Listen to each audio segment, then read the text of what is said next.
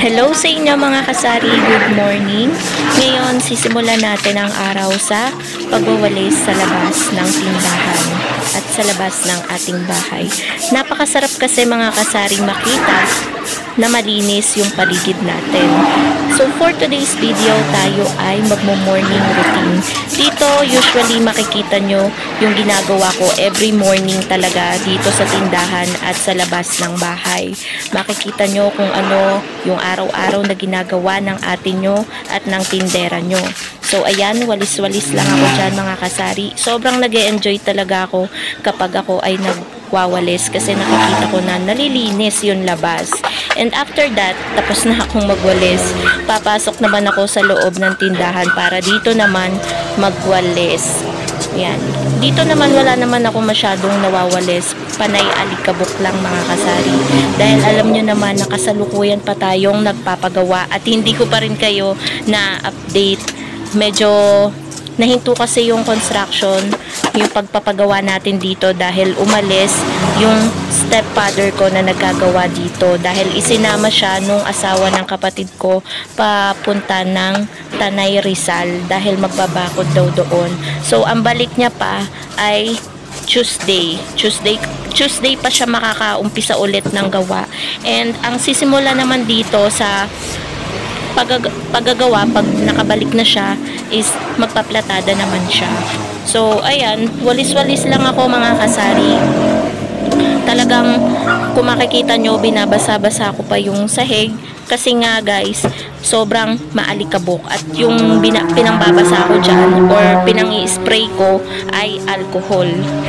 Alam nyo ba mga kasari, habang unti-unti tayo nagpapagawa, nakikita natin yung outcome ng pinapagawa natin. Parang ang sarap-sarap sa feeling dahil yung pinaghirapan mo na pagyayaw-yaw, ganyan. Katas kasi yan mga kasari ng pagbablog. At ayan, merong bumili mga kasari ng yelo. Actually, 50 pesos yung binibili niyang yelo, si Lolo. Talagang suki ko na talaga siya every morning. Dun siya nagtitinda sa may sabungan. So, 50 pesos yung binibili niya, 8 lang yung aking nahanap na buo talaga na yelo. Yung iba pa nga dyan guys, may konting tubig pa. Pero okay na daw yon kasi kailangan niya talaga ng yelo. Ganyan talaga ako guys maglagay ng yelo. Inaayos ko talaga ng binabaliktad ko para hindi mabutas yung plastic. So minsan yan guys dinodoble ko pero sabi niya wag ko na daw doblehin at nakasasakyan naman daw sila. So ayan, iaabot na natin kay Lolo. 40 pesos lang yan. Ang laki guys ng naitutulong ng benta natin sa yelo, yung benta ko sa yelo dahil ito ang nakakatulong para makabayad or makapagtapong kami ni partner sa bills natin sa kuryente at tubig. Hinahati natin guys yung kita natin sa yelo dun sa mga bayarin na yun. Lalo ngayong summer, sobrang in demand guys ng yelo. So, ayan, 'di ba tapos na tayong magwalis. Ang sisimulan ko naman na gagawin mga kasari is magpispes. 'Di ba parang baliktad, nauna yung pagwawalis kaysa pagpipispes. After ko namang magpispes ng mga alikabok, magwawalis naman ulit ako niyan mga kasari, kaya okay lang. Talagang binawasan ko lang yung alikabok kasi masakit sa ilong. Dito guys, napansin ko na sobrang alikabok ng mga ibabaw. Hindi lang mga ibabaw, pati na rin yung mga paninda natin. Lalong-lalo na yung mga shampoo, yung lalagyanan ng sigarilyo, mga chichirya, delata, sobrang punong-puno ng alikabok. Kaya talagang tinatry natin yung best natin na mabawasan kahit konti yung alikabok. Kasi ayaw naman natin guys, 'di ba, na magbebenta kay customer ng mga maalikabok na paninda, 'di ba? So parang madi-disappoint din sila, kaya kailangan natin bago iabot kay customer, lalo na't may ginagawa dito, ay pispisan muna natin or punasan natin yung produkto bago natin iabot sa kanila. Kasi kailangan talaga guys, yung ibinebenta natin kay customer ay malinis. So meron pa ako nakita sa ibabaw na 4 pesos, inilagay ko doon sa ating kaha. So ayan, for the pispis pa rin ang atin nyo.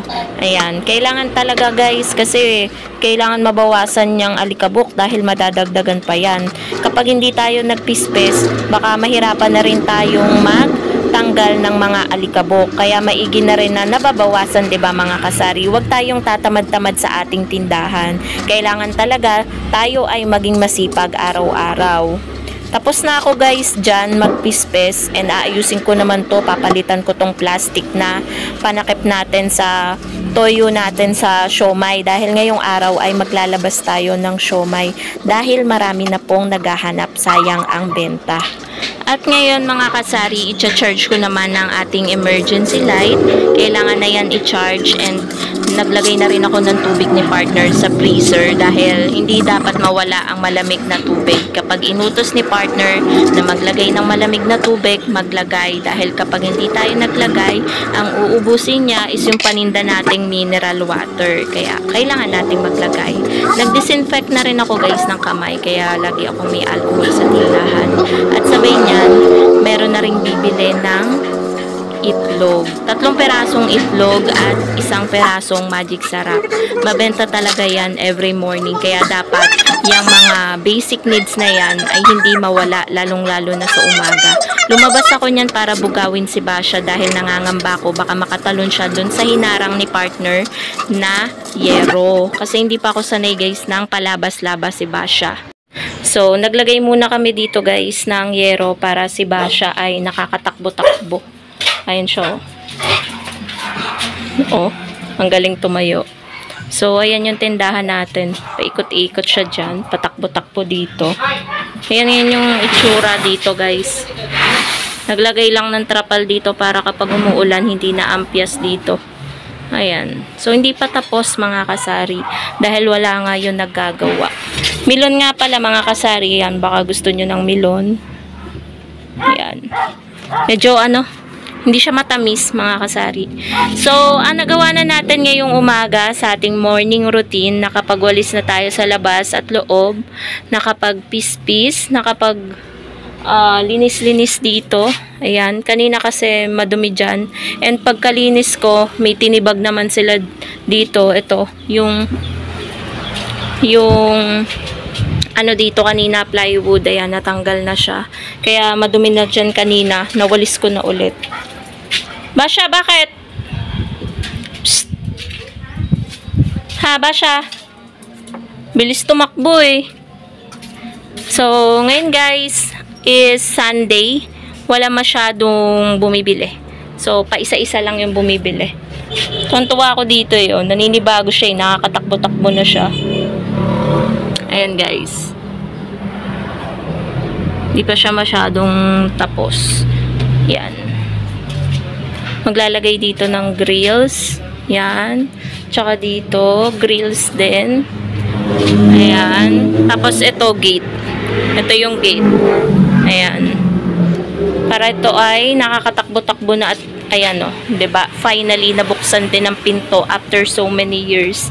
Nabuksan din siya at nagkaano din ng sariwang hangin. Pero hindi ko muna guys ipapakita. Madumi yung loob ng bahay. So, tambay-tambay lang ako dito guys. Ayan, medyo mababa, 'di ba? Napanood ko lang 'to. Kapag may bumili, maririnig ko naman agad or makikita ko agad. Basha! Psst! Oh, treats! Psst! Snubber? Binabantayan ko kasi yan guys baka makatalon.